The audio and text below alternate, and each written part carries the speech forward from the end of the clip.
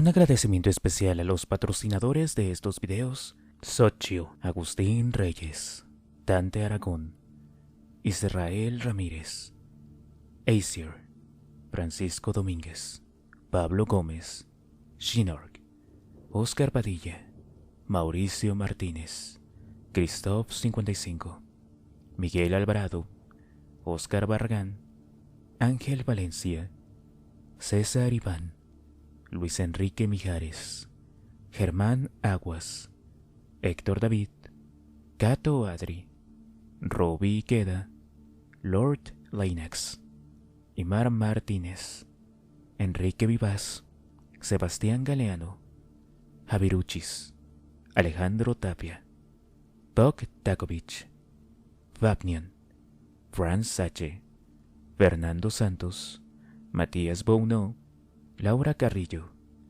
Cristian Paternina, Ronald Colmenares, Osvaldo Núñez, Dave Zippet, Albert 117, Juan José Sánchez, Enrique Corona, Flores Alexis, Valdemar, Chris Underwater, Leo Javi, Naji Kaelum, Joel Carrillo y Yuki Nagato. De igual manera, un gran agradecimiento a los superchats de Fernando Quirós. Su apoyo es indispensable para que este canal siga adelante.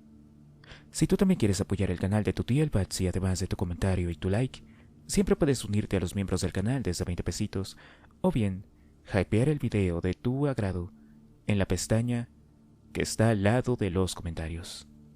Eso me ayudaría muchísimo. Espero que disfrutes la siguiente narración. Capítulo 34. No había nada más que valiera la pena ver en la pequeña isla.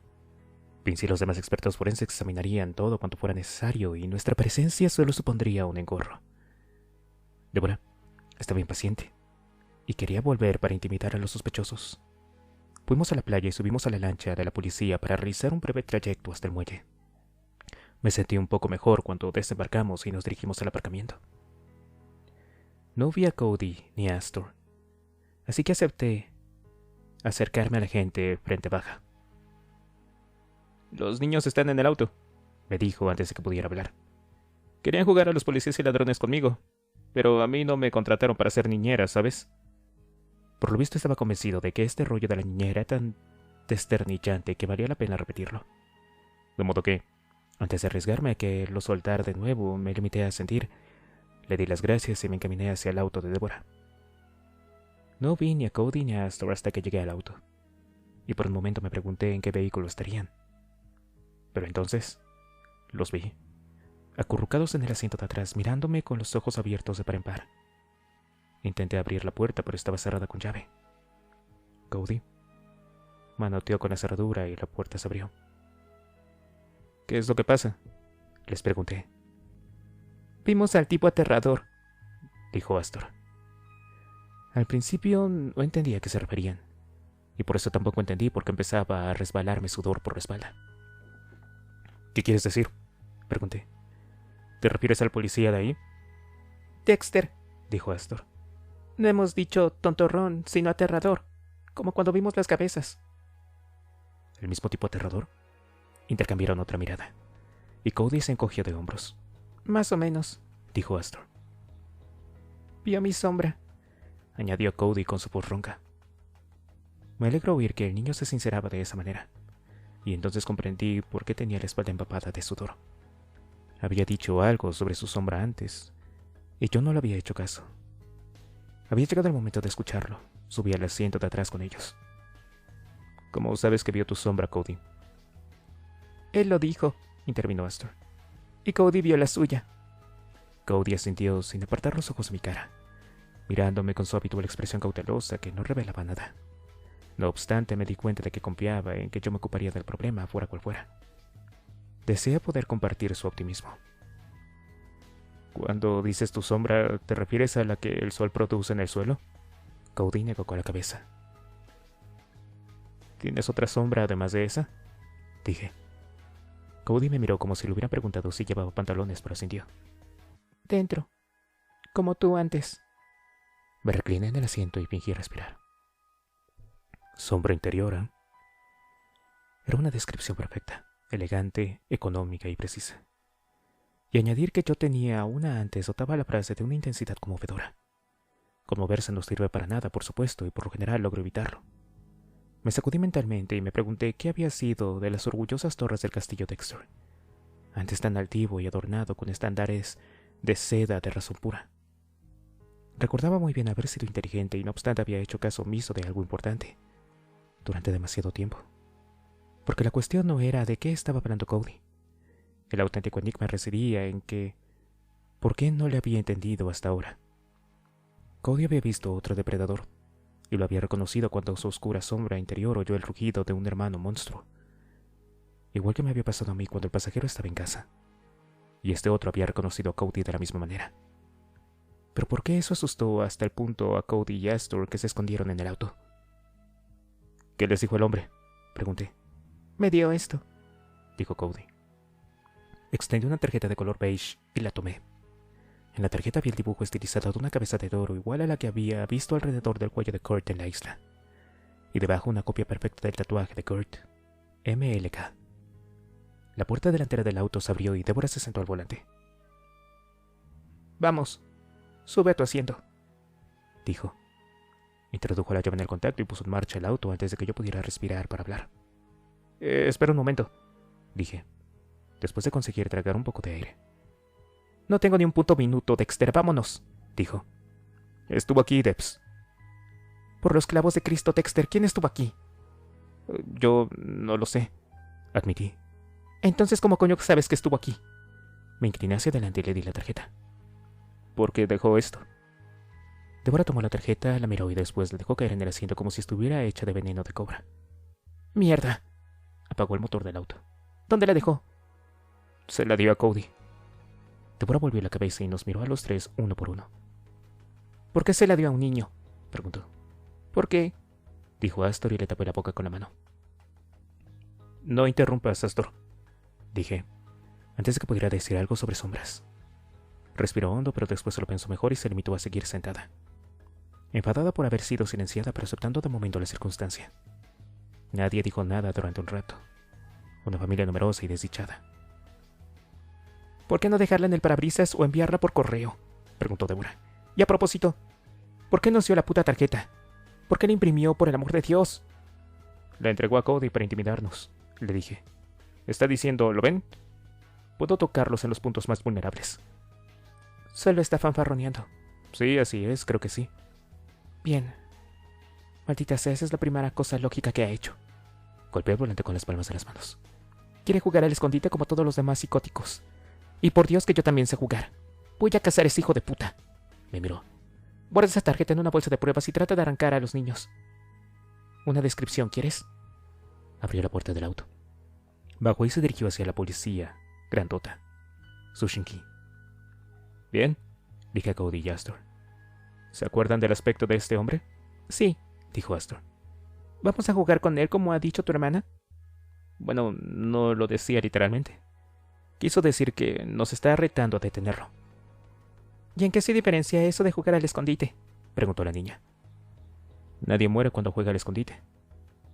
Dime cuál era el aspecto de este hombre. Astor se encogió de hombros. Era viejo. ¿Viejo de verdad, quieres decir? ¿Pelo blanco y arrugas? No, viejo como tú.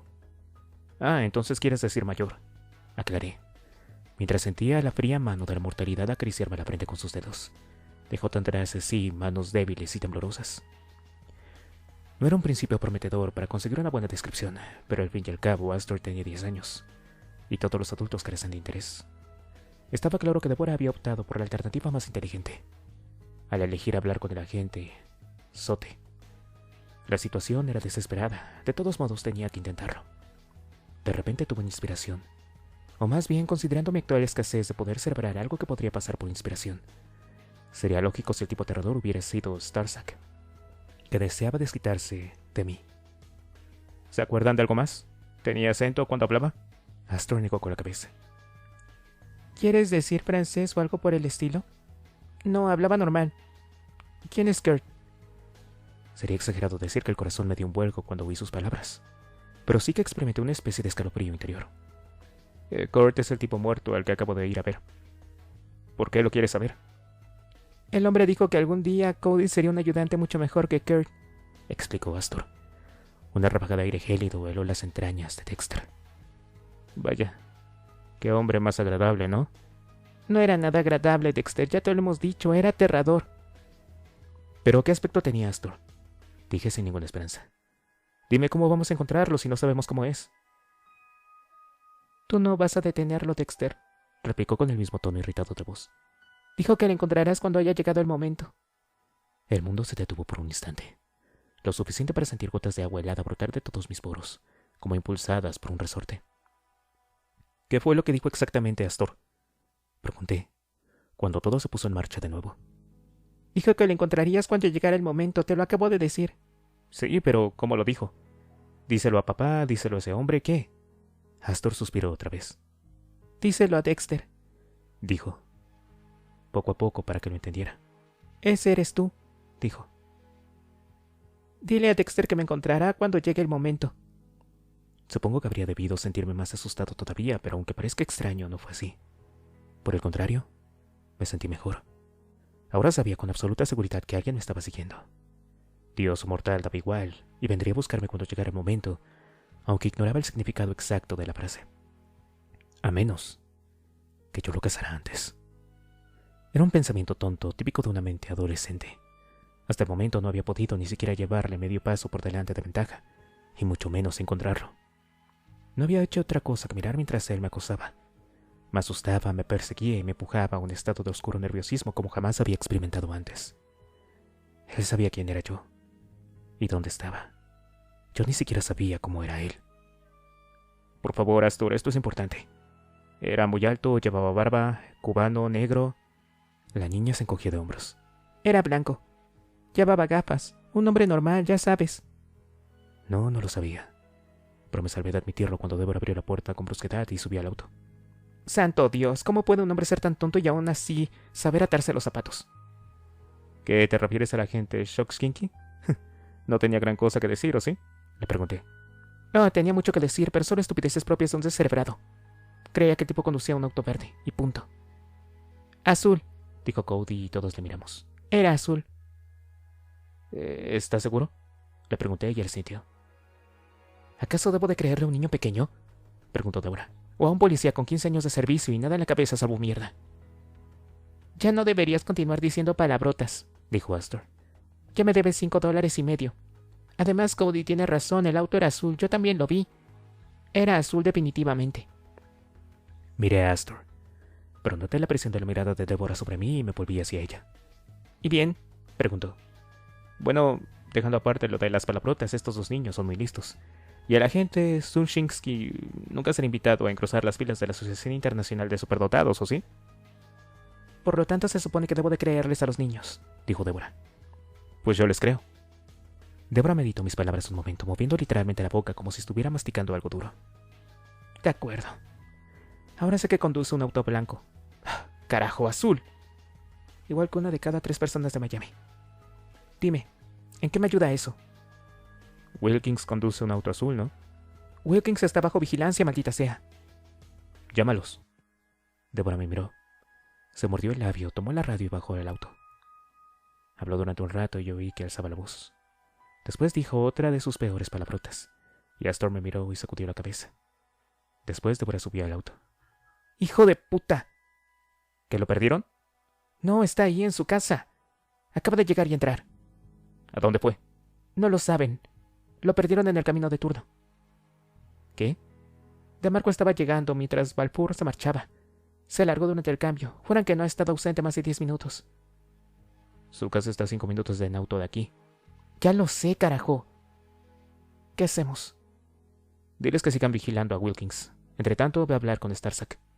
Vas a venir conmigo, ¿verdad? No, respondí.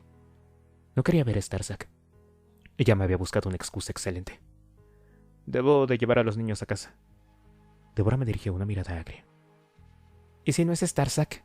Preguntó y sacudí la cabeza. No sé, dije. Claro, yo tampoco. Siéntate en tu sitio de una vez. Puso en marcha el motor. Capítulo 35.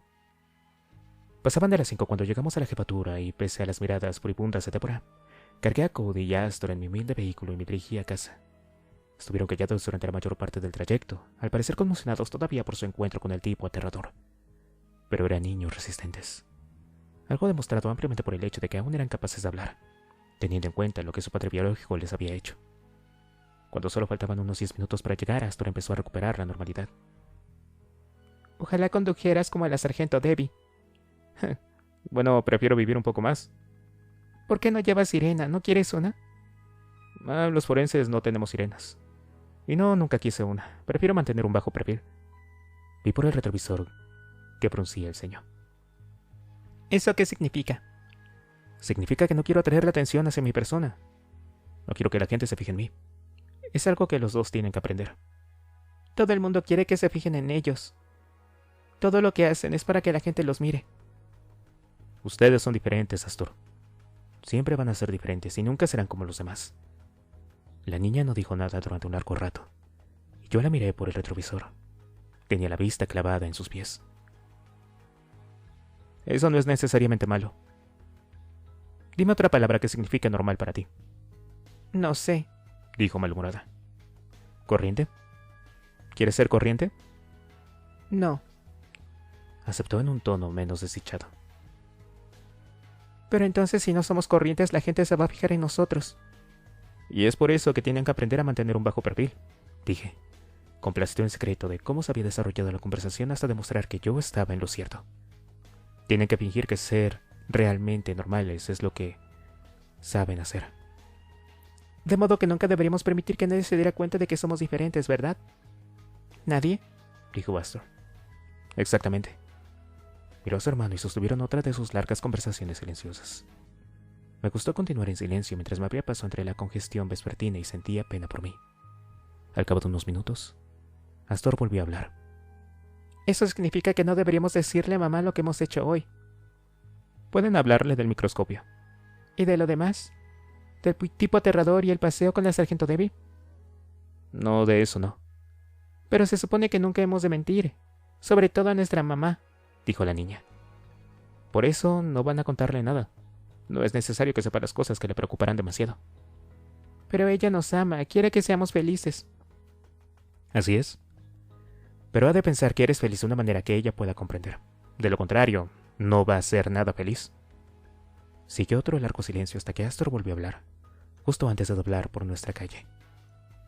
¿El tipo aterrador tiene madre? Casi con toda seguridad, sí. Rita debía de estar esperando al lado de la puerta porque en cuanto aparcamos, ésta se abrió y salió a nuestro encuentro. Bien, hola. ¿Qué aprendieron hoy? Vimos tierra, dijo Cody. De mi zapato.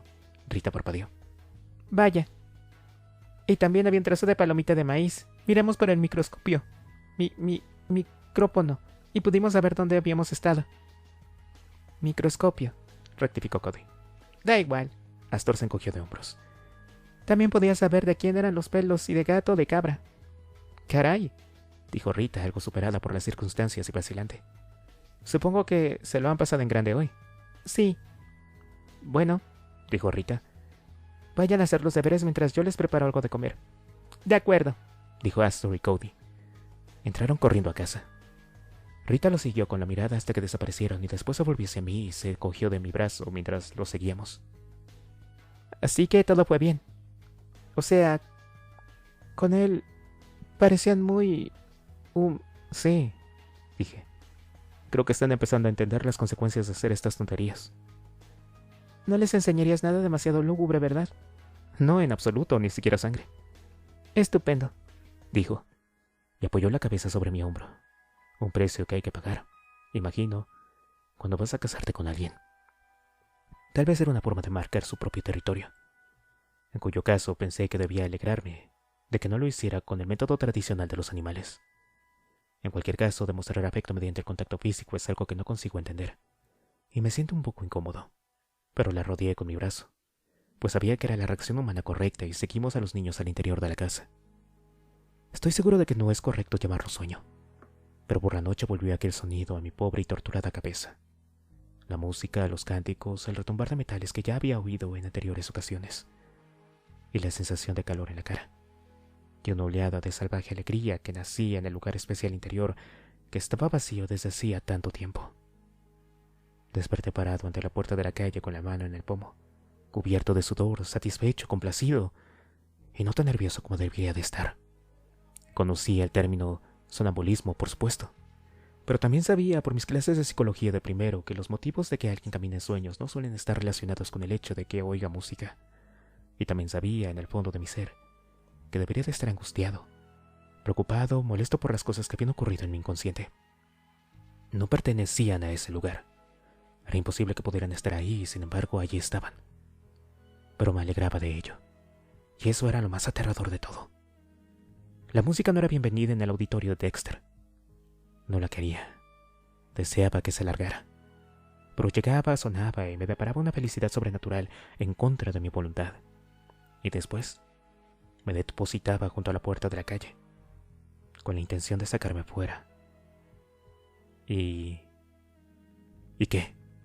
Era un pensamiento estilo monstruo debajo de la cama, surgido de mi cerebro de reptil, pero fue un impulso fortuito, un movimiento inconsciente lo que me sacó de la cama y me guió hacia la puerta.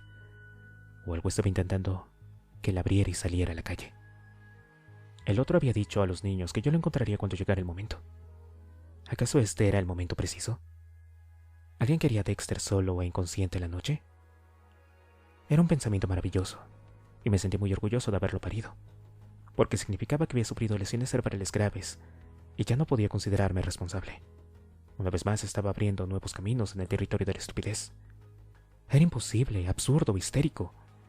Nadie en el mundo podía desperdiciar tanto tiempo. Dexter no era lo bastante importante para nadie más que para Dexter. Y para demostrarlo, encendí el foco del porche delantero y abrí la puerta. Al otro lado de la calle, a unos 15 metros hacia el oeste, un auto se puso en marcha y se alejó. Cerré la puerta con doble llave. Y ahora me tocó a mí sentarme en la mesa de la cocina, beber café y meditar sobre el gran misterio de la vida. El reloj anunciaba las 3:32 cuando me senté, y las 6 de la mañana cuando Rita entró por fin. «Dexter», dijo con una expresión de sorpresa en la cara adormilada. «En carne y hueso», dije, y me costó muchísimo mantener mi fachada artificial de buen humor. Ella frunció el ceño. «¿Pasa algo?» «No, nada en absoluto, solo no podía dormir». Rita inclinó la cara hacia el suelo. Caminó arrastrando los pies hacia la cafetera y se sirvió una taza. Después se sentó a la mesa frente a mí y tomó un sorbo. «Dexter, las reservas son perfectamente normales». «Por supuesto», dije sin tener ni idea de lo que se refería. «De lo contrario, no encontrarías mesa». Ella meneó la cabeza con una sonrisa cansada. «Ya sabes a qué me refiero». Lo cual no era cierto. «Sobre la boda». Una débil luz se encendió en alguna parte de mi cabeza y estuve a punto de decir, claro, la boda. Las hembras humanas están obsesionadas con las bodas, aunque no fueran las de ellas. Cuando se trataba de la propia, la idea ocupaba cada momento de su sueño y de vigilia. Rita observaba todo lo que pasaba a través de unas gafas de colores especiales para bodas. Si yo no podía dormir, era por culpa de las pesadillas provocadas por nuestra inminente boda. Yo, por mi parte, no estaba afligido por eso. Tenía cosas mucho más importantes de que preocuparme, y la boda era algo que seguía su camino con piloto automático. En un momento dado haría acto de aparición, sucedería y se acabaría. No era un punto de vista que podía compartir con Rita, claro, por sensato que a mí se me antojara. No, tenía que encontrar un motivo plausible de mi insomnio. Y además necesitaba tranquilizarla acerca de mi entusiasmo por el maravilloso acontecimiento que se cernía en el horizonte. Pasé la vista por la cocina en busca de una pista. Y por fin, algo en las dos fiambres, apiladas junto al fregadero. Un sitio estupendo para empezar. Rebusqué en las profundidades de mi cerebro embotado y extraje lo único que me pareció mínimamente útil. ¿Qué sucedería si no soy lo bastante bueno para Cody y Astor?, dije. ¿Cómo puedo ser un padre si no lo soy? ¿Y si soy incapaz de conseguirlo? Dexter, eres un padre maravilloso y ellos te adoran. Pero insistí en un esfuerzo doble para parecer sincero y encontrar la frase siguiente. Pero ahora son pequeños. Cuando se hagan mayores, cuando quieran tener noticias de su verdadero padre, saben todo cuanto necesitan saber sobre ese hijo de puta, soltó Rita, lo cual me sorprendió. Nunca le había oído utilizar palabras con un lenguaje grosero. cabía la posibilidad de que ella tampoco, porque empezó a ruborizarse. Tú eres su verdadero padre, Dexter. Eres el hombre al que le hacen caso, al que escuchan, al que quieren. Eres justo el padre que necesitan. Supongo que al menos en parte era cierto, pues era el único que podía enseñarles el código de Harry y otras cosas que necesitaban saber, aunque sospechaba que no era eso exactamente lo que Rita tenía en mente, pero no me pareció diplomático mencionarlo. Solo quiero hacerlo bien, me limité a decir. No puedo fracasar ni siquiera un momento. Dexter, la gente siempre fracasa. Y esto era muy cierto. Había observado en numerosas ocasiones que el fracaso parecía ser una de las características definitorias de la especie. Pero lo seguimos intentando y al final todo sale bien. De veras. Serás un padre estupendo, ya lo verás. ¿De verdad lo crees?, pregunté, solo avergonzado a medias de mi penosa sobreactuación. Lo sé, contestó con una sonrisa patentada. Aferró mi mano. No permitiré que fracases, ya que ahora eres mío. Era una afirmación osada. Arrojar a un lado la proclamación de emancipación y decir que era mi ama. De todos modos, dio la impresión de clausurar un momento embarazoso de una manera confortable, de modo que lo pasé por alto. De acuerdo. Vamos a desayunar, ¿sí? Ladeó la cabeza y me miró. Me di cuenta de que yo había desafinado en algo, pero se limitó a parpadear varias veces. De acuerdo, dijo. Se levantó y empezó a preparar el desayuno. El otro había abierto la puerta por la noche y luego la había cerrado atemorizado. De eso no cabía la menor duda. Había sentido miedo. Oyó la mañana y acudió. Y tuvo miedo. De modo que el vigilante ya no dudó más. Había llegado el momento. Había llegado la hora. Capítulo 36. Estaba totalmente agotado, confuso, y lo peor de todo, todavía asustado. Cada alegre bocinazo provocaba que pegara un bote contra el cinturón de seguridad y buscara un arma para defenderme. Cada vez que un auto inocente se acercaba a escasos centímetros de mi parachoques, me descubría mirando por el retrovisor, a la espera de un movimiento hostil o un estallido en la cabeza de la detestable música onírica. Algo me perseguía. Todavía no sabía por qué o qué era, aparte de una vaga relación con un dios de la antigüedad, pero sabía que me perseguía. Y aunque no pudiera casarme de manera inminente, me estaba desgastando hasta el punto de aceptar la rendición como un alivio. Qué frágil es el ser humano. Y sin el pasajero eso era yo, una pálida imitación de un ser humano. Débil, blando, lento y estúpido. Ciego, sordo e insensible. Indefenso, desesperado y atribulado. Sí, casi estaba a punto de echarme al suelo y dejar que me arrollara, fuera lo que fuera. Rendirme, permitir que la música se derramara sobre mí y me arrastrara al fuego gozoso y la vacía bendición de la muerte. No habría lucha, ni negociación, nada, salvo un final para todo lo que es Dexter. Y después de unas cuantas noches más como el anterior, ya me iría bien. Ni siquiera el trabajo significaba un alivio. Deborah me estaba esperando al acecho y saltó sobre mí casi antes de salir del ascensor. Starzak desapareció. Hay correo de hace un par de días en su buzón, periódicos en el camino de entrada. Se ha ido. Pero esa es una buena noticia, Debs. Si ha huido, ¿no demuestra que es culpable? No demuestra una mierda. Pasó lo mismo con Kurt Wagner y apareció muerto. ¿Cómo sé que no pasará lo mismo con Starzak? Podemos lanzar una orden de busca y captura. Quizá lo encontremos antes. Mi hermana dio una patada a la pared. Maldita sea, no hemos encontrado nada antes. Ni siquiera hemos llegado a tiempo. Ayúdame, Tex, este caso me está volviendo loca. Podría haberle dicho que las consecuencias eran peores para mí, pero no me pareció muy caritativo. Lo intentaré, Debs, dije, y se alejó por el pasillo. Ni siquiera había llegado a mi cubículo cuando Vince Mazzouka salió a mi encuentro con un falso fruncimiento de ceño. «Bueno, ¿dónde están las donuts?», preguntó en tono acusador. «¿Qué donuts?». «Era tu turno, hoy debías traer donuts». «Lo lamento, he tenido una mala noche». ¿Y ahora vamos a tener toda una mala mañana? Eso no es justo. Oye, yo me ocupo de la justicia, ¿sabes, Vince? Solamente soy administrador de las manchas de sangre. Claro. Por lo visto tampoco sobre las donuts, ¿eh? Se alejó en una imitación casi convincente de la santa indignación, y yo pensé que no recordaba otra ocasión en que Vince me hubiera puesto de los nervios en un intercambio verbal. Una señal más de que el tren había salido de la estación. ¿Podía ser este el final del camino para el pobre y decante Dexter?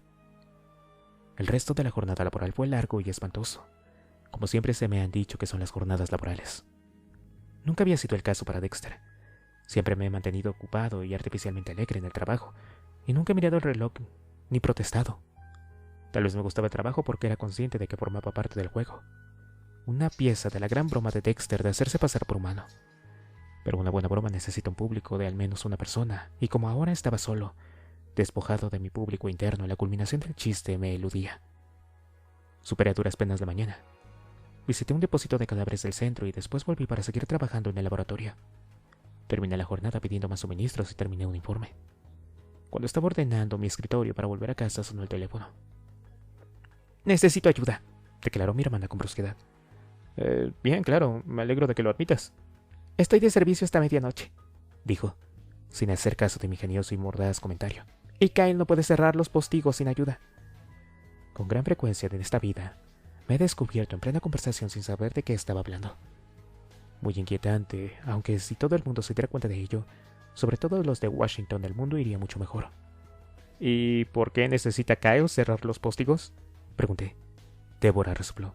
«Santo Dios, Dexter, ¿qué has hecho durante todo el día? Se acerca un huracán». Podría haber contestado que con independencia de lo que hago durante el día, no me dedico a ver el pronóstico del tiempo.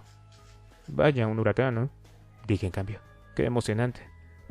¿Cuándo va a llegar?». «Intenta dejarte caer eso de las 6, ¿sí? Kyle estará esperando». «Bien, de acuerdo», dije. Pero Débora ya había colgado. Como hablo con fluidez el Débora, supongo que tendría que haber aceptado su llamada telefónica como una especie de disculpa oficial por su reciente hostilidad. Era muy positiva. Posible que hubiera acabado por aceptar al oscuro pasajero. Sobre todo ahora que se ha ido. Eso tendría que haberme hecho feliz, ¿no? Pero considerando el día que había padecido, era una astilla más bajo la uña del pobre y oprimido Dexter. Para colmo, se me antojaba una afrenta personal que un huracán eligiera este preciso momento para acosarnos. Es que no habría final para el dolor y los sufrimientos que me veía obligado a soportar. Ah, sí, existir es regodearse en la desdicha. Salí para acudir a mi cita con el amante de mi hermana. No obstante, antes de poner en marcha el auto, llamé a Rita, quien estaría ya muy cerca de casa, según mis cálculos. «Dexter», contestó sin aliento. «No me acuerdo de cuántas garrafas de agua nos quedan, y las colas del supermercado están hasta el aparcamiento». «Bueno, beberemos cerveza, ¿no?». «Creo que vamos bien de comida enlatada, aunque el estofado de buey lleva 2 años en la despensa», dijo, por lo visto sin darse cuenta de que cualquiera habría podido decir lo mismo, de que siguiera parloteando con la esperanza de que en algún momento descansaría. «Examiné los focos hace 2 semanas. ¿Te acuerdas de cuando la luz se fue 40 minutos y las baterías extras estaban en la nevera al fondo del estante de abajo? Cody y Astor estaban conmigo ahora. Mañana no hay actividades extraescolares, pero alguien del colegio les habló del huracán Andrew y creo que Astor está un poco asustada. Así que cuando llegues a casa no estaría mal que hablaras con ellos, ¿sí? Explicarles que es como una gran tormenta y que no va a pasar nada. Habrá mucho viento y ruido y las luces se van a apagar un rato. Pero si ves un super camino de casa en que no haya mucha gente, puedes comprar algunas botellas de agua, tantas como puedas. Y un poco de hielo. Creo que la hielera sigue encima de la lavadora. La llenaremos de hielo y guardaremos los comestibles perecederos ahí. Ah, ¿y tu barca? ¿Estará bien donde la tienes amarrada? ¿O vas a hacer algo con ella? Creo que podremos sacar las cosas del patio antes de que oscurezca. Estoy segura de que no nos pasará nada y hasta es probable que pase de largo cuando... Bien, de acuerdo, dije. Llegaré a casa un poco tarde, solamente eso. Bien. Mira, en el Winn-Dixie no hay mucha gente. Creo que intentaré entrar. Hay un hueco en el aparcamiento. Adiós. Jamás lo habría creído posible, pero por lo visto Rita había aprendido a arreglársela sin respirar. O tal vez solo necesitaba tomar aire cada hora o algo así, igual que una ballena. De todos modos fue una actuación estimulante y después de presenciarla me sentí mucho más preparado para cerrar los póstigos con el novio manco de mi hermana. Puse en marcha el auto y me incorporé al tráfico. Si el tráfico en hora punta es una locura, el tráfico en hora punta con la amenaza de huracanes es una locura tipo el fin del mundo. Todos vamos a morir, pero tú primero.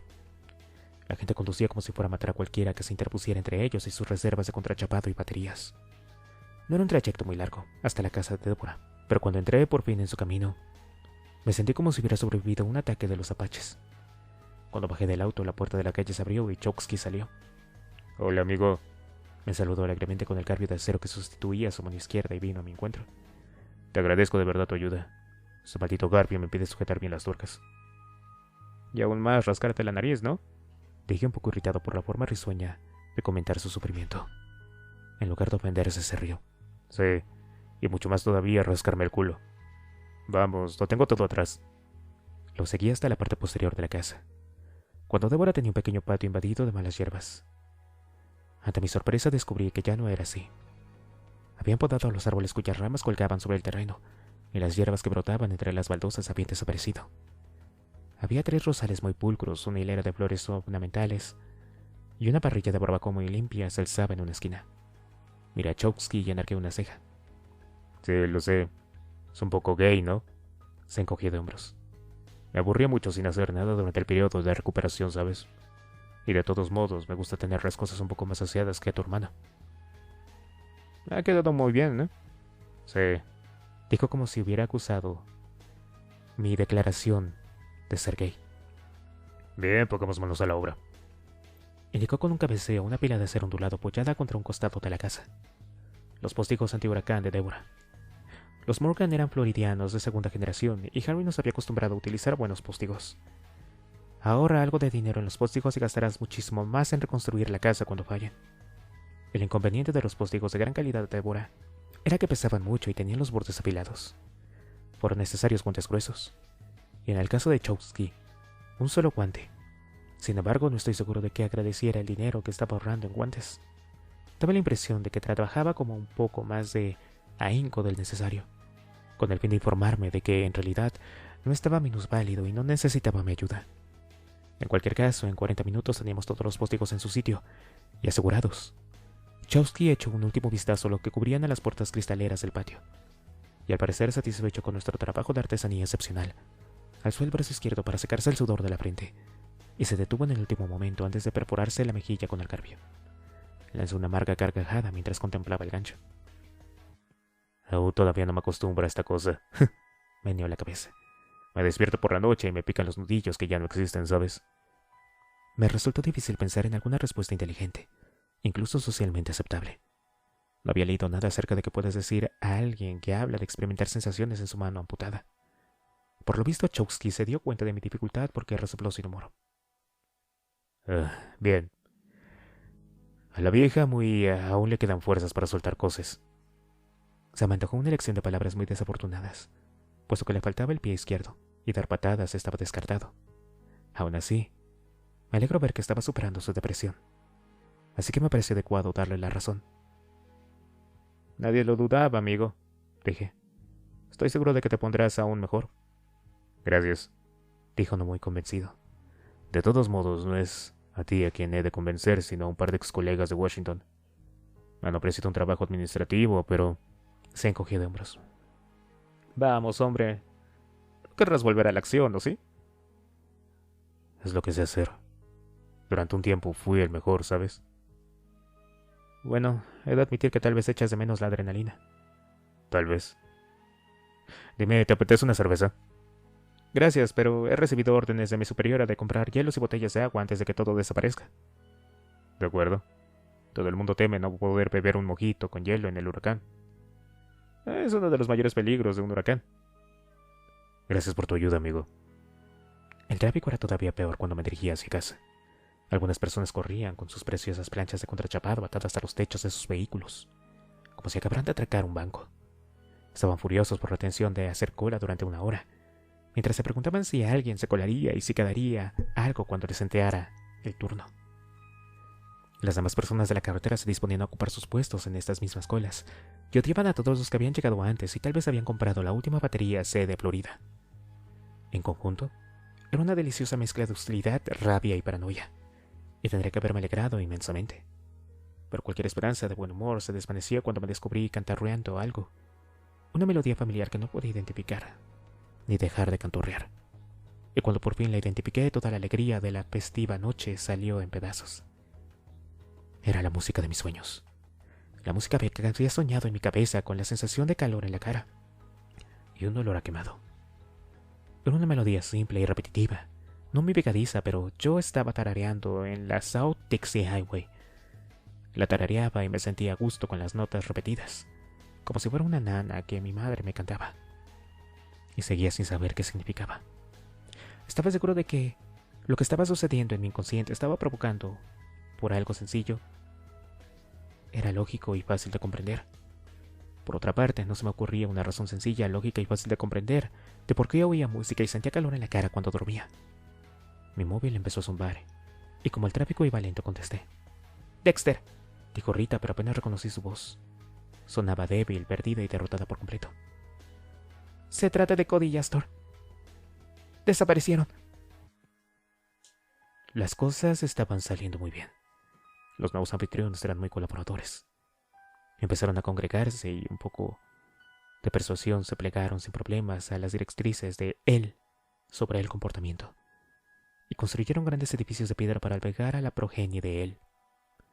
Imaginaron complicadas ceremonias acompañadas de música para llevarlos al estado de trance, y colaboraron con tal entusiasmo que durante un tiempo hubo demasiados.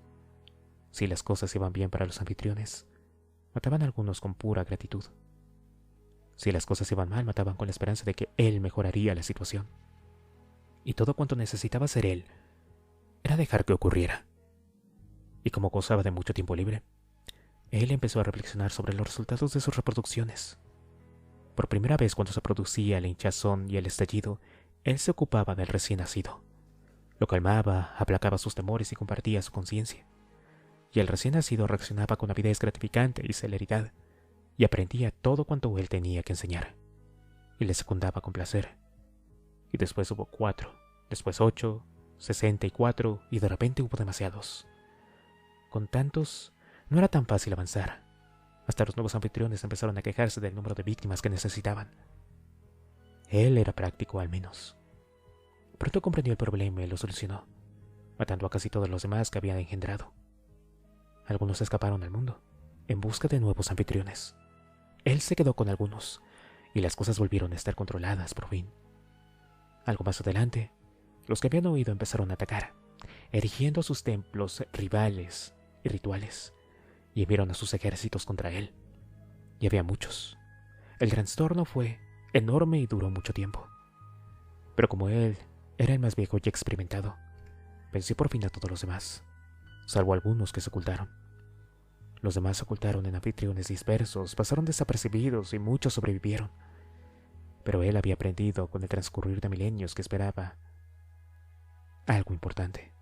Tenía todo el tiempo del mundo y podía permitirse ser paciente. Cazar y matar poco a poco a los que habían huido y después, lenta y cuidadosamente, restaurar el maravilloso y majestuoso culto a sí mismo. Él mantenía vivo el culto a él, oculto pero vivo.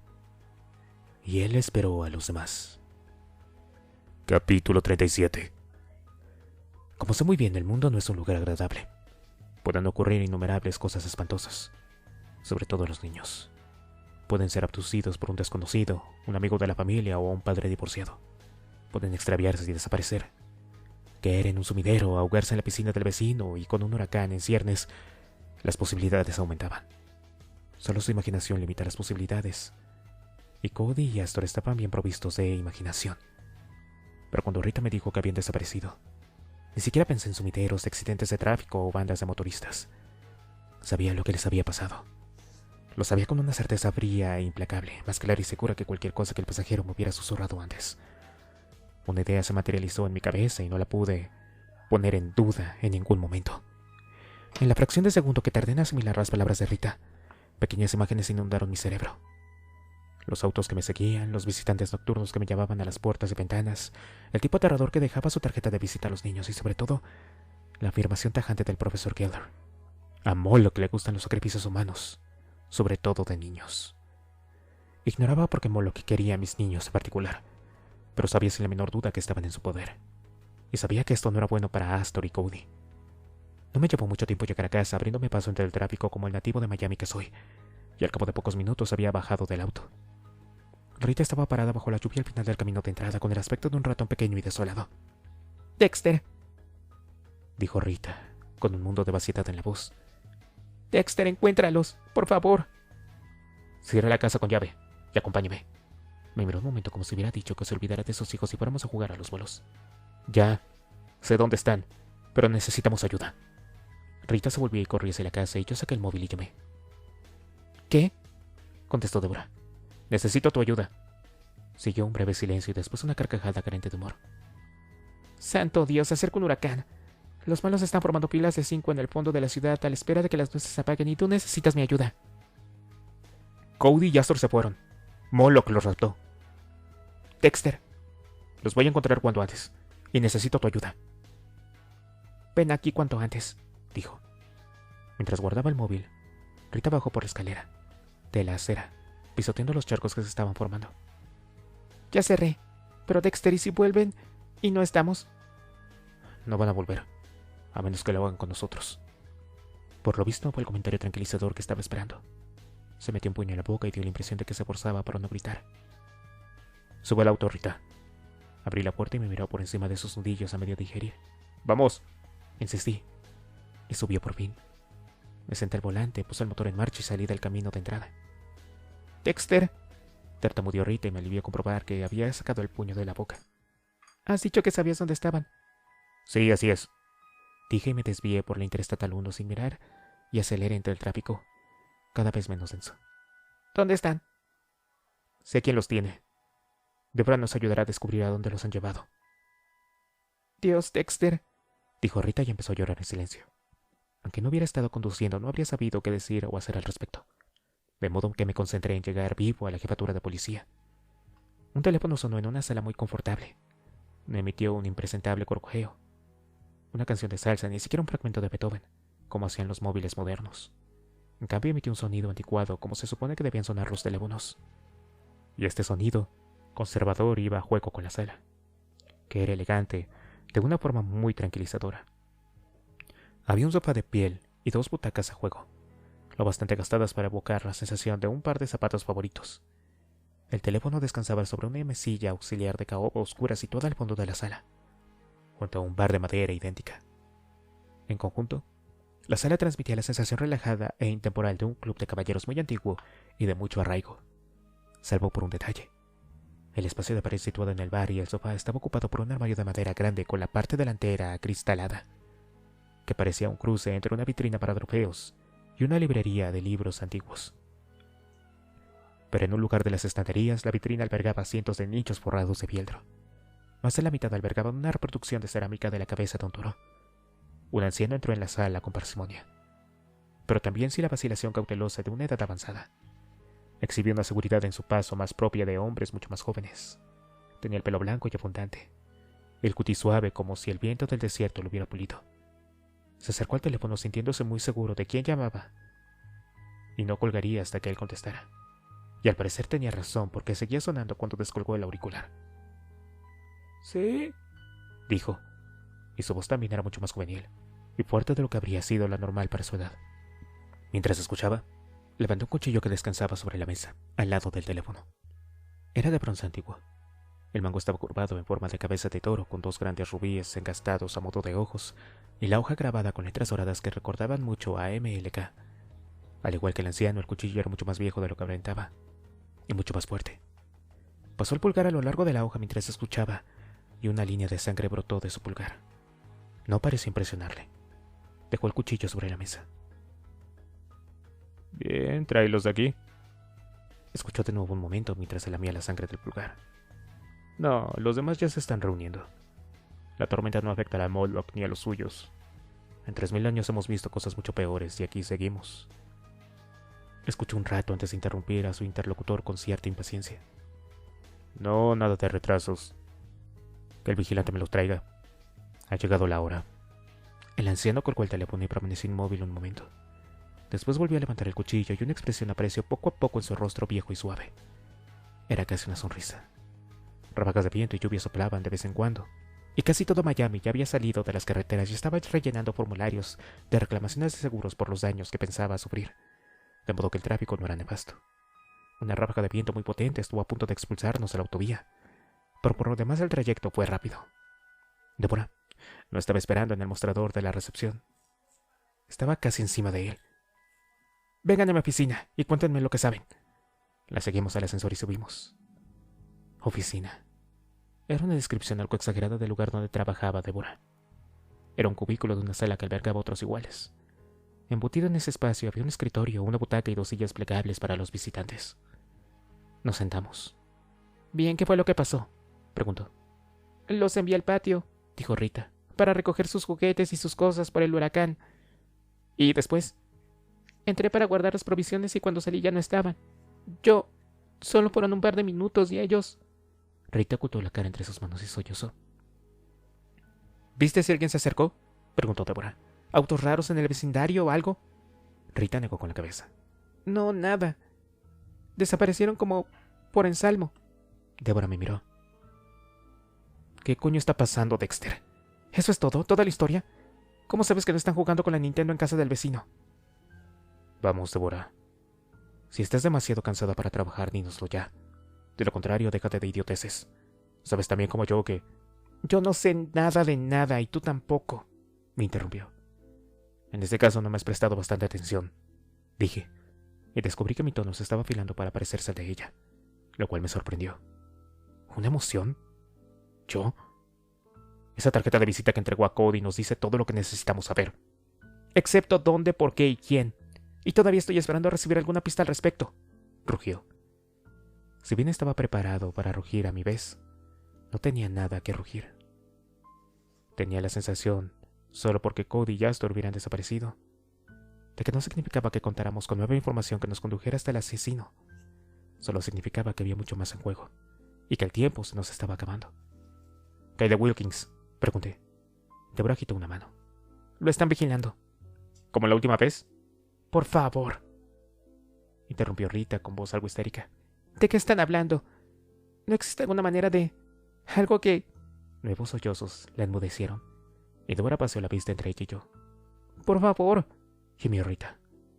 Cuando su voz se elevó, resonó en mi interior y dio la impresión de dejar caer un último átomo de dolor en el vertigio vacío que anidaba dentro de mí y se fundió con la música lejana. Me levanté. Noté que oscilaba un poco y oí a Débora llamarme por el nombre. Y entonces llegó la música suave pero insistente, como si siempre hubiera estado conmigo, esperando el momento en que pudiera oírla sin distracciones. Y cuando me concentré en el retumbar de los tambores, me llamó. Me llamó como yo sabía que me había llamado desde el principio, pero ahora con más urgencia, cerca del éxtasis definitivo. Y me decía que lo siguiera, que obedeciera, que lo acompañara hasta la música. Y recuerdo que me puse muy contento, pues por fin había llegado el momento, y aunque oía a Débora y Rita hablarme, no daba la impresión de que estuviera diciendo algo muy importante. Sobre todo porque la música estaba llamando y la promesa de la felicidad perfecta había llegado por fin. Les dediqué una sonrisa y creo que hasta llegué a decir perdonen, y salí de la habitación, indiferente a sus caras perplejas. Salí del edificio y me encaminé al final del aparcamiento, el punto del que brotaba la música. El auto me estaba esperando, lo cual me puso más contento todavía y corrí hacia él. Moví los pies hacia el hermoso torrente de música y cuando llegué a la puerta trasera del auto se abrió. Y después, ya no recuerdo nada más. Capítulo 38. Nunca había sido tan feliz. La alegría se abalanzó sobre mí como un cometa que surcaba enorme y poderoso un cielo oscuro y giraba hacia mí a una velocidad inconcebible, remolineando para consumirme y arrebatarme hacia un universo ilimitado de goce y unidad, de amor y comprensión, una dicha sin fin, en mí, de mí y a mi alrededor por los siglos de los siglos. Y me condujo a través del cielo nocturno en una capa secadora, tibia de amor jubiloso, y me meció en la cuna de un goce eterno. Mientras giraba cada vez más deprisa y a mayor altura, todavía más henchido de imposible felicidad, un gran estrépito hizo vibrar mi cuerpo y abrí los ojos en una oscura habitación sin ventanas, y un suelo y paredes de hormigón muy duro, sin idea de dónde estaba ni cómo había llegado allí. Una única luz brillante sobre la puerta, y yo estaba tendido en el suelo en el charco de luz que proyectaba. La felicidad había desaparecido por completo, y nada podía reemplazarla. Salvo la sensación de que estuviera donde estuviera, nadie albergaba el propósito de devolverme la alegría ni la libertad. Y si bien no había cabezas de toro por ninguna parte de cerámica o de lo que fuera, ni revistas en arameo antiguo apiladas sobre el suelo, no era difícil extraer conclusiones. Había seguido la música, experimentado el éxtasis y perdido el control de mi conciencia. Y eso significaba que existían muchas más probabilidades de que me hallara en poder de Moloch, ya fuera real o mítico. De todos modos, era mejor no sacar conclusiones precipitadas. Tal vez había caminado sonámbulo hasta meterme en un almacén y salir sería una sencilla cuestión de girar el pomo de la puerta. Me puse en pie con cierta dificultad. Me sentí aturdido y un poco mareado y deduje que había llegado hasta aquí con la ayuda de alguna droga. Permanecí inmóvil un momento y me concentré en conseguir que la habitación se quedara quieta. Después de respirar hondo varias veces lo conseguí. Di un paso a un lado y toqué una pared. Bloques de hormigón muy sólidos. La puerta parecía casi igual de gruesa y estaba cerrada con llave. Ni siquiera vibró cuando la golpeé con el hombro. Di una vuelta alrededor de la pequeña habitación. En realidad, no era más que un armario grande. Había un sumidero en el centro, el único adorno del cubículo. No me parecía muy alentador, pues significaba que debía utilizarlo para tareas personales, o bien que no estaría allí el tiempo suficiente para necesitar un lavabo. Si tal era el caso, me costaba creer que salir pronto me favoreciera en algo. Tampoco podía hacer nada al respecto, con independencia de los planes que hubieran trazado para mí. Había leído El Conde de Montecristo y El Prisionero de Zenda, y sabía que si podía apoderarme de algo como una cuchara o la hebilla de un cinturón, me resultaría fácil cavar una salida en las 15 próximas, tal vez décadas. Pero no me había facilitado una cuchara. Fuera quien fuera el responsable de mi situación, y por lo visto, también se había apropiado de la hebilla de mi cinturón. Al menos esto me revelaba una gran información sobre ellos. Eran cautelosos, lo cual debía significar experimentados y carecían del sentido de la decencia más básico, pues no parecía preocuparles en absoluto que sin cinturón los pantalones se me cayeran. Sin embargo, aún no tenía la menor idea de quiénes eran ni qué querían de mí. Ninguna de estas noticias era buena. Nada de ellos me ofreció una pista sobre qué podía hacer al respecto, salvo sentarme en el frío suelo de hormigón y esperar. Y así lo hice. Se supone que la meditación es beneficiosa para el alma. A lo largo de la historia mucha gente ha intentado encontrar paz y tranquilidad, tiempo para sí mismo sin distracciones, con el único fin de poder meditar. Y aquí estaba yo justo con eso. Paz y tranquilidad sin distracciones. Pero no obstante, me costaba reclinarme en mi cómoda habitación de hormigón y dejar que la meditación fluyera y reconfortara mi alma. Para empezar, no estaba seguro de tener una. En caso afirmativo, ¿cómo era posible que me hubiera permitido cometer tal cantidad de desmanes durante tantos años? El oscuro pasajero ocupaba el lugar de la hipotética alma que los humanos poseían, y ahora que me había quedado sin él, ¿crecería una de verdad y me convertiría en humano? Me di cuenta, algo tarde, de que de verdad podría haber estado meditando. Era algo extraño, algo incluso ajeno hacia mí. Pero no lograba sentirme realizado. Podía meditar hasta que se me cayeran los dientes, y eso no iba a explicar a dónde había ido mi pasajero, o dónde estaban Cody y Astor. Tampoco iba a sacarme de esta pequeña habitación. Me levanté y pasé alrededor del receptáculo, esta vez más despacio, buscando el más ínfimo punto débil. Había una rejilla de aire acondicionado en una esquina, una vía de escape perfecta, con tal de tener el tamaño de un hurón. Había una toma de corriente en la pared, al lado de la puerta, y eso, desafortunadamente, era todo. Me detuve delante de la puerta y la palpé. Era muy pesada y gruesa, y no ofrecía la menor esperanza de poder romperla, forzar la cerradura o abrirla sin la ayuda de un explosivo o una niveladora de caminos. Pasé de nuevo la vista alrededor, pero no vi ni una cosa ni otra en ningún rincón. Atrapado, encerrado, capturado, secuestrado, en cautiverio. Ni siquiera los sinónimos conseguían que me sintiera mejor. Apoyé la mejilla contra la puerta. ¿De qué servía abrigar esperanza? ¿Y esperanzas de qué? De regresar a un mundo en el que ya no tenía nada que hacer. ¿No era mejor para todos los implicados que Dexter el derrotado desapareciera en el olvido? Pese al grosor de la puerta oí algo, un ruido agudo que se acercaba, y a medida que el sonido se aproximaba, lo reconocí. Una voz de hombre que discutía con otra, más alta e insistente. Una voz muy familiar. ¡Astor! «Estúpido», dijo esa voz cuando llegaron a la altura de mi puerta. «No tengo que...»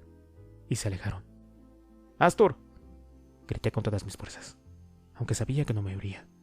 Y para demostrar que la estupidez es ubicua y constante, golpeé la puerta con ambas manos y volví a chillar. «¡Astor!». No hubo respuesta, salvo una sensación de hormigueo en las palmas de mis manos. Como no me ocurría nada más que hacer, me dejé caer en el suelo. Apoyé la espalda y contra la puerta aguardé la muerte. No tengo ni idea de cuánto tiempo estuve sentado en esa posición, y la verdad no me interesaba saberlo. Admito que estar sentado derrumbado contra la puerta no era una terrible modestia heroica. Sabía que tendría que haberme puesto en pie de un salto, extraído mi anillo de codificador secreto y atravesado la pared con mis poderes radiactivos secretos. Pero estaba a falta de recursos. Oír la vocecita desafiante de Astor al otro lado de la puerta había remachado lo que se me antojaba el último clavo. El oscuro caballero había llegado a su fin. Solo quedaba de mí el envoltorio. Y ya se estaba despegando. Seguí sentado contra la puerta, pero no pasó nada. Estaba concentrado en pensar cómo ahorcarme del interruptor de la luz de la pared, cuando detecté un movimiento al otro lado de la puerta. Entonces, alguien la empujó. No me interponía, por supuesto, de modo que fue muy natural que me hiciera daño. Un fuerte golpe en el extremo inferior de mi dignidad humana. Fui lento en reaccionar y volvieron a empujar. Dolió otra vez, y del dolor brotando de la nada como la primera flor de primavera, surgió algo maravilloso. Me volví loco. No solo irritado, enfadado por el uso insensible de mi trasero como tope de puerta. De verdad me enfadé, rabioso y furioso por aquella falta de consideración. La suposición de que yo era una mercancía insignificante, una cosa que alguien provisto de un brazo y poca paciencia podía encerrar en una habitación y manipular a su antojo. Daba igual que tan solo unos momentos antes me hubiera forjado la más pobre opinión de mí. No importaba en absoluto. Había perdido la cabeza, en el sentido clásico de estar medio enloquecido, y sin pensar en otra cosa cargué contra la puerta con todas mis fuerzas. Noté un poco de resistencia y después el pestillo se cerró. Me levanté y pensé, ya está, sin saber lo que realmente significaba. Mientras contemplaba la puerta empezó a abrirse de nuevo, y una vez más me lancé contra ella y la cerré. Fue maravillosamente gratificante, y hacía mucho tiempo que no me sentía tan bien. Pero cuando empezó a disiparse algo de la furia ciega que me embargaba, se me ocurrió que por relajante que fuera golpear la puerta no servía de nada, y tarde o temprano acabaría derrotado, puesto que no contaba con armas ni herramientas y quien estaba al otro lado carecía en teoría de limitaciones a la hora de llevar a cabo la tarea. Mientras pensaba en esto, la puerta se abrió, en parte otra vez, y se detuvo cuando topó con mi pie. Y mientras la rechazaba como un autómata, tuve una idea. Era una estupidez, puro escapismo a lo James Bond, pero tal vez funcionaría. Y no tenía nada que perder. Para mí pensar en estallar de acción furiosa. El tiempo que cerraba la puerta con mi hombro, me coloqué a un lado del marco y esperé. Un momento después, como era de esperar, la puerta se abrió de golpe, esta vez sin resistencia por mi parte. Y cuando rebotó contra la pared, un hombre vestido con una especie de uniforme entró trastabillando. Extendí una mano hacia su brazo, y en cambio me encontré con un hombro. Pero fue suficiente para lanzarlo de cabeza con todas mis fuerzas contra la pared. Oí un ruido sordo gratificante como si hubiera dejado caer un melón de buen tamaño desde la mesa de la cocina. Rebotó contra la pared y cayó de bruces al suelo de hormigón. Aleluya. Volví a Dexter renacido y triunfante, orgullosamente erguido sobre ambos pies, con el cuerpo de un enemigo caído ante sí, y una puerta abierta que conducía a la libertad, la redención y tal vez a una cena ligera. Registré al guardia a toda prisa, le quité un llavero, una navaja grande y una pistola automática que no necesitaría durante un tiempo, y después salí con cautela al pasillo y cerré la puerta a mi espalda. En algún lugar Cody y Astor esperaban, y los iba a encontrar. Ignoraba lo que haría entonces, pero daba igual. Mi misión era clara. Los iba a encontrar. Capítulo 39. El edificio era del tamaño de una casa grande de Miami Beach. Recorrido con sigilo un largo pasillo que terminaba en una puerta similar a la que había retenido antes. Mi cera. Caminé de puntillas y apliqué el oído a la hoja. No hay nada en absoluto, pero la puerta era tan gruesa que esto no significaba casi nada. Apoyé la mano sobre el pomo y lo giré muy despacio. No estaba cerrado con llave y abrí con un leve empujón. Me asomé con cautela y no vi nada que pudiera alarmarme, salvo muebles que parecían de piel auténtica. Tomé nota mental de informar a la Sociedad Protectora de Animales. Era una gran sala elegante, y cuando abrí la puerta algo más, vi un hermoso bar de caoba en la esquina más alejada. Pero lo más interesante era la vitrina de trofeos que había al lado del bar. Abarcaba unos 6 metros de la pared y detrás del cristal apenas visibles vi la pila atrás de lo que parecían cabezas de toro cerámica. Cada pieza brillaba bajo su propio minofoco. No las conté, pero debía de haber más de 100. Y antes de que pudiera entrar en la sala oí una voz fría y seca al máximo sin dejar de ser humana. Trofeos. Pegué un brinco y moví la pistola hacia el sonido. Un muro conmemorativo dedicado al dios. Cada respuesta Representa un alma que le hemos enviado. Había un anciano sentado en la sala que me estaba mirando, pero verle significó para mí casi un puñetazo. Creamos una por cada nuevo sacrificio. Entra, Dexter. El anciano no parecía muy amenazador. De hecho, era casi invisible, sentado en una de las grandes butacas de cuero. Se levantó con parsimonia, con la cautela de un hombre viejo, y volvió hacia mí un rostro tan frío y suave como una piedra de río. Te hemos estado esperando, dijo, aunque parecía estar solo en la sala, salvo por los muebles. Entra. No sé si fue por cómo lo dijo, o por otra cosa diferente por completo. En cualquier caso, cuando me miró directamente, experimenté la sensación de que había una falta de aire en la sala. Toda la audiencia de mi oída parecía escapar de mí y formar un charco entre mis tobillos. Y un gran vacío ensordecedor me atravesó, como si en el mundo no existiera otra cosa que un dolor absurdo y él fuera el amo. Nos has causado muchos problemas. Eso me consuela, dije. Me costó articular palabras, y hasta a mí me sonaron débiles, pero al menos consiguieron que la expresión del anciano traicionara cierta irritación. Avanzó un paso hacia mí y tuve ganas de que me tragara la tierra. Por cierto, dije con esperanza de aparentar indiferencia ante el hecho de sentir que me estaba derritiendo. ¿A quiénes se refiere con nos? Ladeó la cabeza. Creo que ya lo sabes. Nos has estado investigando bastante. Avanzó otro pasillo y mis rodillas flaquearon. Pero para proseguir una agradable conversación somos los seguidores de Moloch, los herederos del rey. Durante 3000 años hemos mantenido vivo el culto al dios y protegido sus tradiciones y su poder. Sigues hablando en plural, observé. Asintió y el movimiento me hizo daño. Además aquí. Pero el plural se refiere, como estoy seguro de que sabes, a Moloch. Existe dentro de mí. ¿De modo que usted fue quien mató a aquellas chicas y me siguió a todas partes? Pregunté, y admito que me sorprendió pensar que en el anciano estaba la dedicación para hacer aquellos menesteres. Sonrió, pero era una sonrisa carente de humor y no consiguió que me sintiera mejor. Yo no lo hice en persona. Fueron los vigilantes. O sea, ¿quieres decir que puede abandonarte? Por supuesto, dijo. Moloch puede moverse entre nosotros a voluntad. No es una persona y no está en una persona. Es un dios. Sale de mí y entra en otros para llevar a cabo misiones especiales como vigilar.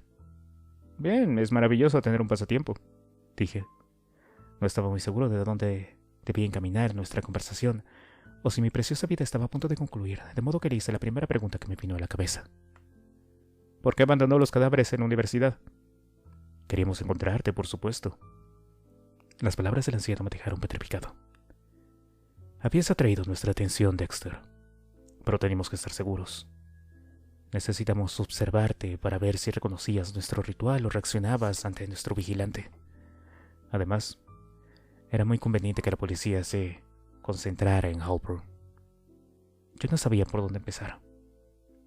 ¿Que no es uno de los suyos? Ah, no. En cuanto le dejan en libertad, estará allí con los demás. Cabeceó en dirección a la vitrina de trofeos, llena de cabezas de toro de cerámica. Así que él no mató a las chicas. Sí, se lo hizo. Convencido de que, desde dentro, estaba siendo manipulado por los hijos de Moloch. Le dio la cabeza. Estoy seguro de que eres muy capaz de comprenderlo. Especialmente tú, ¿verdad? Podía, claro está. Pero eso no contestaba de ninguna de las preguntas principales que tenía.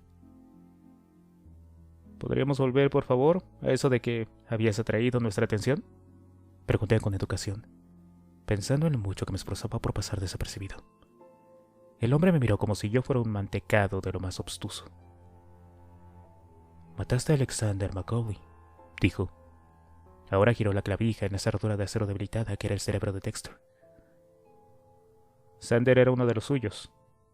Meneó la cabeza apenas. Era un ayudante menor. Suministraba material para nuestros ritos. Así que les proporcionaba ebrios y ustedes los mataban, dije. El hombre se encogió de hombros. Nosotros practicamos sacrificios, Dexter. No matamos. En cualquier caso, cuando mataste a Xander, te seguimos y descubrimos quién eras. O mejor dicho, lo que eras. ¿Y qué es lo que soy? Solté y pensé que era algo estimulante pensar que estaba cara a cara con alguien capaz de contestar a la pregunta sobre la que me había meditado durante mi feliz vida de Matarife. Pero entonces noté la boca seca y mientras esperaba su respuesta, nació en mi interior una sensación muy parecida a auténtico miedo. La mirada del anciano se hizo penetrante. Eres una aberración, claro. Algo que no debería de existir. Admito que en algunas ocasiones habría estado de acuerdo con ese pensamiento, pero no en ese momento. No quiero parecer grosero, pero la verdad, me gusta existir. Lamento que ya no puedas elegir, dijo el hombre. Llevas algo dentro que representa una amenaza para nosotros. Pensamos deshacernos de ello. Y también de ti. En realidad, dije convencido de que estaba hablando de mi oscuro pasajero. Esa cosa se ha marchado. Lo sé, dijo algo irritado. Pero acudió a ti debido a un gran sufrimiento traumático. Esta sintonía contigo. Aunque también es un hijo bastardo de Moloch y eso provoca que tú estés en sintonía con nosotros. Quitó un dedo en mi dirección. Por eso podías oír la música, mediante la conexión efectuada por tu vigilante. Y cuando te causemos un breve, gran dolor, volverá a ti como la mariposa que llama. No me gustó nada el sonido de aquellas palabras. Me di cuenta de que estaba perdiendo, a marchas forzadas, el control de la conversación, pero justo a tiempo recordé que al fin y al cabo tenía una pistola. Apunté al anciano y me erguí en toda mi temblorosa estatura. Quiero a mis niños, dije. No parecía muy preocupado por la pistola que le apuntaba al ombligo, lo cual se me antojó el colmo de la confianza en sí mismo. Hasta portaba un cuchillo de aspecto imponente en la cadera, pero no hizo el menor esfuerzo por sacarlo. Los niños ya no deben de preocuparte. Ahora le pertenecen a Moloch. A Moloch le gusta el sabor de los niños. ¿Dónde están?, pregunté. Agitó una mano como desechando la pregunta. Aquí mismo, en Torroquí. Pero llegas demasiado tarde para detener el ritual. Torroquí estaba lejos de la península y era privado por completo. Pero pese al hecho de que por lo general es muy agradable descubrir dónde estás, esta vez suscitaba cierto número de preguntas muy difíciles, como por ejemplo dónde estaban Cody y Astor y cómo podía impedir que la vida, tal como la conocía, terminara de momento. Si no te importa, dije y moví el arma solo para que comprendiera mi intención. Creo que los voy a recoger y volveré a casa. No se movió. Me continuó mirando y en sus ojos casi pude ver enormes alas negras que batían dentro y fuera de la sala. Y antes de que pudiera apretar el gatillo, respirar o parpadear, los tambores empezaron a retumbar, insistiendo en el ritmo que ya se había grabado en mí, y las trompetas alzaron al compás conduciéndose a la felicidad al coro de voces, y me quedé paralizado. Mi visión parecía normal, y mis demás sentidos eran incomparables, pero solo podía oír la música y solo podía obedecer el mandato de la música. Y me decía que, nada más salir de aquella sala, me aguardaba la verdadera felicidad. Me decía que fuera a recogerla, que me llenara las manos y el corazón de la dicha eterna, del goce sin fin, y me vi dando media vuelta hacia la puerta, pues mis pies me conducían hacia mi feliz destino. La puerta se abrió cuando me acerqué, y el profesor Wilkins entró. También esgrimía una pistola, y apenas se miró, saludó al anciano con un leve movimiento de cabeza. «Ya estamos preparados», dijo. Apenas pude oírle debido al torrente de sensaciones y sonidos que se estaban formando, y avancé con paso decidido hacia la puerta. En algún sitio muy profundo bajo todo esto distinguía la vocecita estridente de Dexter gritando que las cosas no iban como deberían y exigiendo un cambio de dirección. Pero era una voz tan pequeña y la música tan grande, más grande que cualquier cosa, que este maravilloso mundo eterno, que en ningún momento dudé de lo que yo iba a ser. Avancé hacia la puerta al ritmo de la ubicua música, apenas consciente de que el anciano me acompañaba, pero ninguno de ambos datos me interesaba. Todavía sujetaba el arma en la mano. No se tomaron las molestias de quitármela, y a mí no se me ocurrió utilizarla. Lo único que importaba era seguir la música. El anciano me adelantó y abrió la puerta, y un viento caliente azotó mi cara cuando salí y vi al Dios, la fuente de la música, la fuente de todo. la gran y maravillosa fuente de éxtasis con cuernos de toro. Se alzaba sobre todo lo demás con su gran cabeza de bronce de 7,5 metros, sus poderosos brazos extendidos hacia mí, y un maravilloso y cálido resplandor brotaba de su estómago abierto. Mi corazón se hinchó y avancé hacia él, sin ver el puñado de gente que estaba mirando, aunque una de las personas era Astor. Sus ojos se abrieron de par en par cuando me vio y su boca se movió, pero no oí lo que dijo. Y el diminuto Dexter de mi interior gritó con más fuerza, pero solo lo suficiente para hacerse oír y sin fuerza para ser obedecido. Caminé hacia el dios. Vi el resplandor del fuego en su interior. Vi que las llamas de su estómago destellaban y saltaban debido al viento que soplaba a nuestro alrededor. Y cuando estuve lo más cerca posible, justo delante del horno abierto de su vientre, me detuve y esperé. No sabía qué estaba esperando, pero sabía que se aproximaba y que me conduciría hacia una maravillosa eternidad, de modo que esperé. Starzak apareció ante mi vista, sujetando a Cody de la mano. La arrastró hasta quedarse cerca de nosotros, mientras Astor intentaba soltarse del guardia que la inmovilizaba. Daba igual porque el dios estaba allí y sus brazos estaban descendiendo, con el propósito de abrazarme y encerrarme en su cálida y hermosa presa. Temblé de alegría, y dejé de oír la vocecilla estridente de Dexter que protestaba en vano, porque solo tenía oídos para la voz del dios que llamaba desde la música. El viento azotó el fuego y este cobró vida. Astor tropezó conmigo. Me empujó contra el costado de la estatua y el enorme calor que surgía del estómago del dios. Me incorporé, irritado apenas un momento, y una vez más contemplé el milagro de los brazos del dios al descender, mientras el guardia obligaba a avanzar a Astor para compartir el abrazo de bronce. Y entonces percibí el olor de algo que se quemaba. Una llamarada de dolor en mis piernas. Bajé la vista y vi que mis pantalones ardían. El dolor de la quemadura recorrió mi cuerpo con el chillido de 100,000 neuronas indignadas, y las telarañas se disolvieron al instante. De pronto, la música no fue más que el ruido de unos altavoces, y vi a Cody y a Astor a mi lado que corrían un gran peligro. Era como si un agujero se hubiera abierto en un dique y Dexter se derramara por él. Me volví hacia el guardia y me apoderé de Astor. El guardia me miró con sorpresa y cayó, pero agarró mi brazo y me arrastró hacia el suelo con él. Al menos eso lo alejó de Astor, y el cuchillo salió disparado de su mano. Rebotó a mi lado, me apoderé de él y lo clavé en el plexo solar del guardia. Entonces el dolor de mis piernas aumentó un poco más y me concentré a toda prisa de apagar mis pantalones chamuscados, al tiempo que rodaba y daba manotazos hasta que se apagaron. Y si bien fue estupendo extinguir aquellas llamas, esos segundos permitieron a Wilkins y a Starzak abalanzarse sobre mí. Tomé el arma del suelo y me puse en pie para plantarles cara. Mucho tiempo atrás, Harry me había enseñado a disparar. Casi pude oír su voz cuando adopté la posición de tiro. Expulsé el aire y apreté el gatillo con calma. Apunta al centro y dispara 2 veces. Starzak cayó. Desvía el arma hacia Wilkins y repite.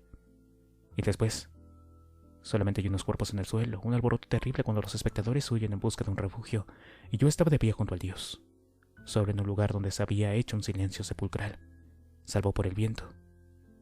Me volví para ver por qué. El anciano se había apoderado de Astor y la sujetaba por el cuello, con una presa mucho más poderosa de lo que parecía posible para su frágil cuerpo. La acercó al horno. Tiré el arma, o ella va a arder. No encontré motivos para dudar de lo que decía, ni tampoco con qué detenerlo. Todos los vivos se habían dispersado, salvo nosotros. Si tiro el arma, ¿cómo sé que no la vas a arrojar al fuego? Porque no soy un asesino, rezongó, y su voz todavía me causó una punzada de dolor. Lo que se hace se ha de hacer bien, de lo contrario es un simple asesinato. No estoy seguro de comprender la diferencia. Por supuesto, eres una aberración. ¿Cómo sé que no nos vas a matar? Insistí. Eres tú a quien necesito para alimentar el fuego. Tira el arma y salvarás a esta niña. No me suena muy convincente, dije, en un intento desesperado por ganar tiempo a ver si pasaba algo. No necesito que lo sea. Esto no es un jaque mate. Hay más gente en la isla y volverán de un momento a otro. No puedes matarlos a todos. Y el dios sigue aquí. Pero como parece que eres duro de mollera, ¿qué te parece si acuchillo a tu niña varias veces y dejo que la hemorragia te convenza? Llevó la mano hacia su cadera y no encontró nada. Frunció el ceño. ¿Mi cuchillo?, dijo, y después su expresión de perplejidad dio un gran paso de asombro. Me miró sin decir nada, con la boca abierta, como si fuera a cantar un aria. Y entonces cayó de rodillas, frunció el ceño y se desplomó hacia adelante, revelando un cuchillo que sobresalía sobre su espalda. Y también a Cody, de pie detrás de él, sonriente cuando vio caer al hombre y mirándome. «Te dije que estaba preparado», dijo. Capítulo 40. El huracán se desvió hacia el norte en el último momento y acabó convirtiéndose en un montón de lluvia y algo de viento. Lo peor de la tormenta descargó al norte de Toroquí, y Cody y Astor y yo pasamos el resto de la noche encerrados en la elegante sala con el sofá delante de una puerta, en una butaca grande y con un grueso relleno delante de la otra puerta.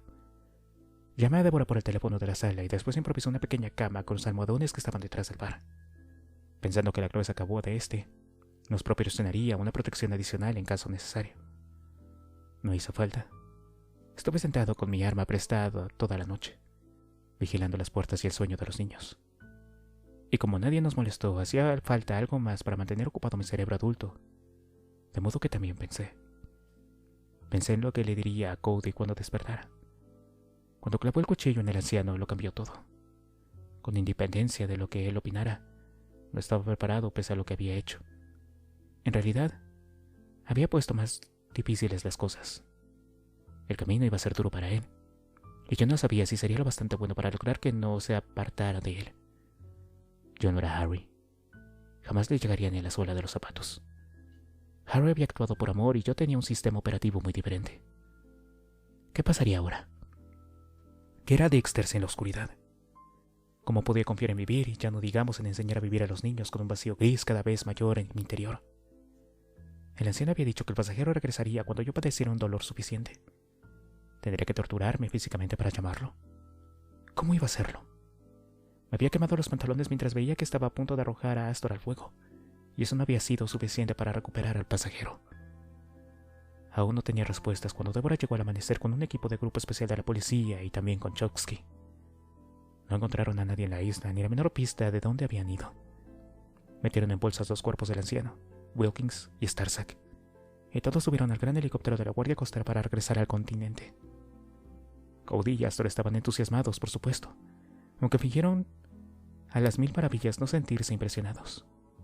Y después de todos los abrazos y lloriqueos que derramó sobre ellos Rita y la sensación general de un trabajo bien hecho para el resto, la vida siguió adelante. Solo eso. Siguió adelante. No pasó nada nuevo. Nada se solucionó en mi interior y ninguna dirección nueva me se reveló. Todo se limitó a reanudar una existencia agresivamente vulgar que conseguía agobiarme más que todo el dolor físico del mundo. Tal vez el anciano tenía razón, tal vez yo sí era una aberración. Pero ahora ni siquiera era eso. Me sentía desalentado. No solo vacío, sino de alguna manera acabado. Como si aquello para lo que había venido al mundo hubiera concluido, y mi cáscara vacía hubiera sido abandonada para vivir de los recuerdos. Aún ansiaba una respuesta a la ausencia personal que me afligía, y no la había recibido. Ahora parecía probable que nunca la obtendría. Como tenía los sentidos dormidos, jamás podría experimentar el dolor capaz de devolver a su hogar al oscuro pasajero. Todos estábamos sanos y salvos y los malvados habían muerto o desaparecido, pero eso no parecía concernirme. Sí, suena egoísta. Solo puedo decir que nunca he fingido ser otra cosa que egocéntrico a menos que alguien estuviera mirando. Ahora, por supuesto, tendría que aprender a vivir así.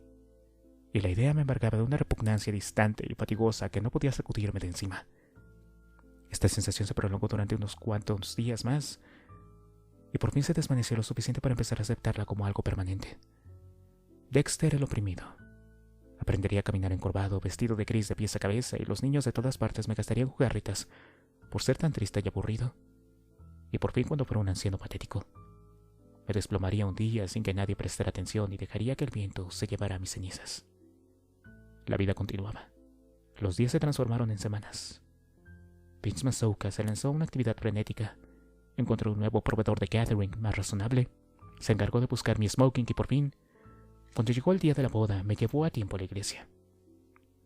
Me retuvo en el altar, escuché la música del órgano y esperé a mi nueva paciencia entumecida a que Rita se acercara poniéndose por el pasillo para unirse en un vínculo permanente conmigo. Era una escena muy bonita. Al menos hubiera sido capaz de apreciarla.